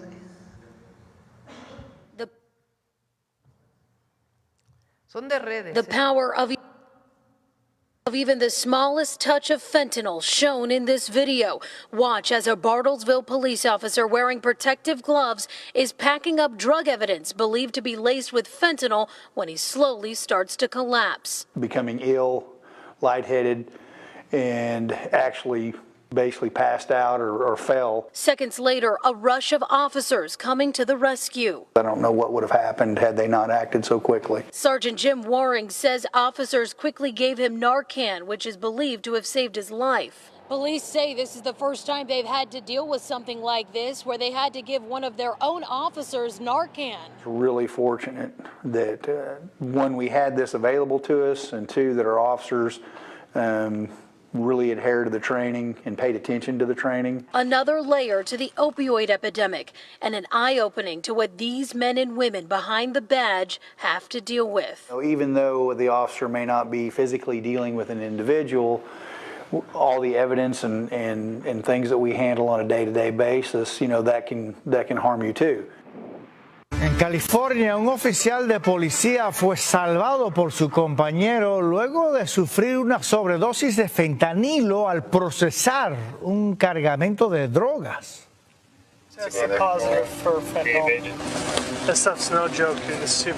Como vemos, pocos segundos después de exponerse a la peligrosa sustancia, la gente se desplomó en el suelo.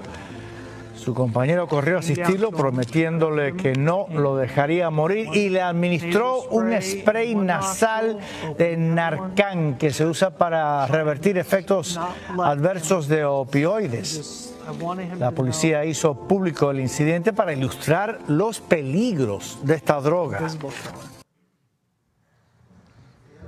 Tomen sus conclusiones. Bueno, vamos con Bulmaro para cerrar. Cerramos ya. Con su permiso, Presidenta. Magyepe Mugugich, les acabo de saludar en mi lengua Ayuk, el mije que se habla en el estado de Oaxaca. Hoy, esta mañana, vamos a presentarles una práctica ancestral que se encuentra en nuestra memoria colectiva. La conocemos a través de registros históricos como códices y restos arqueológicos. Se trata del juego de pelota prehispánica. ¿Sabían que en el presente hay jóvenes que se encargan de rescatar esta tradición con más de 3,600 años de antigüedad? Hoy presentamos la siguiente cápsula sobre el ulama, que nos muestra una parte de la riqueza cultural milenaria de nuestro país. Con su permiso, Presidenta, amigas, amigos, veamos la cápsula. Estos jóvenes universitarios están jugando ulama, el milenario juego de pelota mesoamericano. Alrededor de este ritual han forjado una comunidad académica, deportiva y social. Buenos días, nosotros somos la Asociación de Juego de Pelota de ULE, Ulama Poctapoc de la UNAM. Actualmente nosotros somos estudiantes que nos encargamos de estudiar cada quien su carrera. El ulama se juega con una pesada pelota de entre 2 y 4 kilos que los jugadores deben impulsar. En esta variante, solamente con la fuerza de sus caderas. La gente no dimensiona cuando agarra una bola de hule el peso. Entonces, pero cuando la ves así volar, refuerza la idea de que es ligera. Para estos jóvenes estudiantes, el ulama representa un vínculo con el pasado, una forma de relacionarse con las tradiciones prehispánicas. Tratamos de entender el juego de pelota como si fuera un deporte, pero es más antiguo que un deporte. El ulama ha forjado entre ellos un propósito. Es un espacio de resistencia contra las lógicas del individualismo. O estos rituales de la tradición como es la danza y el temazcal nos dan cuenta de que en tiempos antiguos era muy fuerte y realizaban cosas muy que necesitaban mucha preparación y mucha disciplina. Yo creo que es buscar las actividades que pueden irnos construyendo y creo que el ulama es una actividad que puede construirnos mucho como comunidad y para hacer lazos y tejer hule con otras personas.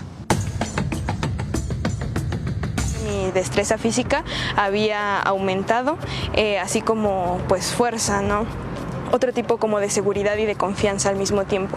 Por eso es importante que jueguen las mujeres. Pero también hay que darnos cuenta que la misma cultura es la resistencia, es ese oro que no brilla, pero sí está reluciendo como algo que atrae a los demás. El ulama, ¿cuánto tiempo ha resistido, no? ¿Cuánto tiempo quisieron quitarlo, ¿no?, de nuestras prácticas, y sigue con nosotros, ¿no? Creo que es una herramienta para nosotros igual liberarnos o aceptarnos de alguna manera también, ¿no? Y desarrollarnos así como somos, ¿no?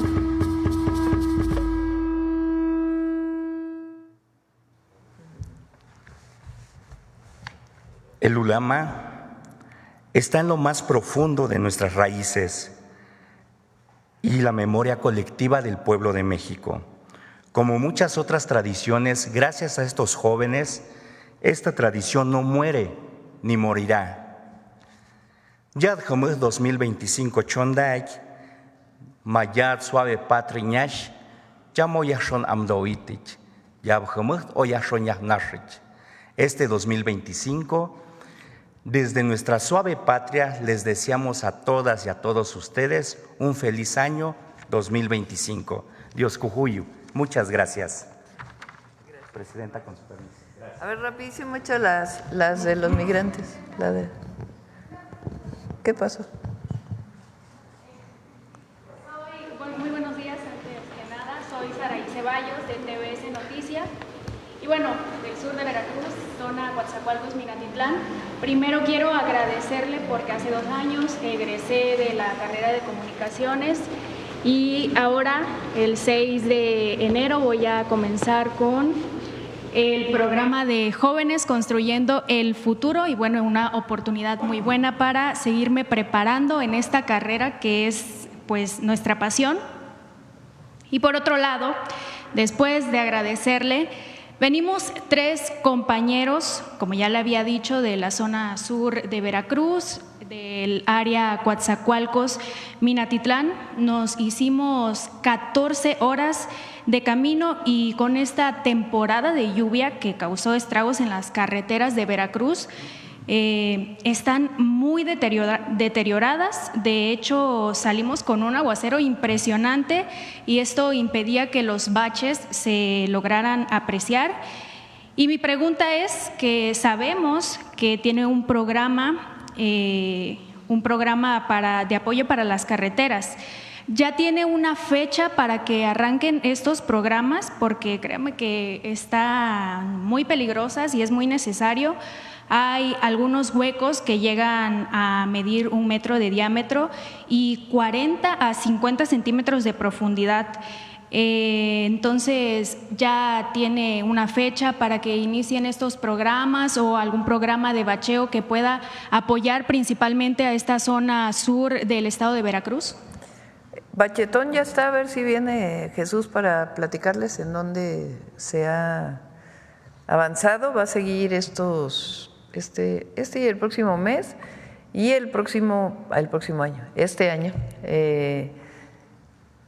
También va a haber recursos para continuar con el bachetón. Entonces, si nos das exactamente cuál es la zona, con gusto. Sí, con mucho gusto. De hecho, tenemos videos, igual se los podemos proporcionar. Sí, cómo no. Y una segunda pregunta, Presidenta. Otro punto es que la seguridad en el sur de Veracruz ha mejorado, sin embargo, todavía se siguen presentando, hay hechos violentos y pues la pregunta es si habrá un programa de reforzamiento en cuanto a la seguridad y habrá más trabajo en conjunto con la gobernadora Rocío Nale García. Sí, hay mucha coordinación con Rocío, de primera. Rocío Nale. A ver, vamos con los migrantes. Gracias. ¿Qué tal, mi querido México? Mi nombre es Ernesto Fonseca Rosas, orgullosamente mexicano. Llegué a este país hace 25 años. Con grandes esfuerzos y sacrificios, logré obtener mi doctorado. Y desde las diversas posiciones profesionales que he sostenido, he sido testigo de lo fundamental que la comunidad migrante mexicana en esta nación lo es, en particular en la economía. ¿Sabías que México se ha convertido en el segundo socio comercial más grande de Oregon y en su principal mercado de exportación, beneficiando a ambas economías? El comercio con México apoya a más de 59,000 empleos en este estado, especialmente en sectores claves como la agricultura, la manufactura y la tecnología. Gracias a esta colaboración, muchas familias tienen mayores oportunidades económicas. El 69% de las exportaciones e importaciones entre Oregon y México son autopartes y motores de vehículos, lo que refleja sin duda alguna los sólidos lazos industriales de nuestras economías. Sin embargo, este vínculo no lo definen tan solo estas cifras, pero más aún la prosperidad compartida, innovación sin fronteras y el desarrollo de un futuro más prometedor para nuestras familias en ambas naciones. Con gran orgullo mexicano les doy las gracias por sus atenciones y les mando un gran saludo desde Oregon. Hola México, soy Iván Hernández de Tehuacán, Puebla, ahora viviendo en Portland, Oregon. Crucé el desierto a los 12 años en abril de 2003. Actualmente trabajo en marketing en español para un equipo de béisbol profesional, creo contenido para la comunidad y participo en varias iniciativas comunitarias. A lo largo de mi vida personal y profesional he puesto a México y nuestra gente en lo alto, gracias a los valores inculcados por mis padres, ética de trabajo, disciplina y perseverancia. Ha sido un camino difícil, enfrentando discriminación, barreras de idioma y falta de recursos, pero como buen mexicano, no me rajo. Es importante destacar la enorme contribución económica de los inmigrantes, quienes con nuestro trabajo fortalecemos nuestras comunidades y las economías de nuestros países. Aunque no estoy donde quiero estar, trabajo cada día con la esperanza de regresar a mi tierra y seguir elevando a México con orgullo. Un abrazo fuerte y ¡que viva México! Hola, somos las Twins, Eli y Maggie, y desde Santa Mónica, California, queremos decirles que contamos con este pequeño negocio de comida rápida desde hace más de 10 años. Servimos toda clase de comida de nuestra gastronomía mexicana a los empleados de las construcciones y más. Nos levantamos muy temprano para tener todo listo. Implica horas de preparación para llegar puntuales al lugar. Con este pequeño negocio aportamos a ambos países. Somos más de 2 millones de pequeñas empresas, donde más del 80% se queda en este país y el resto enviamos remesas a nuestras familias. ¡Vivan los migrantes! ¡Viva México! Muchas gracias a todos y a todas. Nos vemos el lunes. Gracias.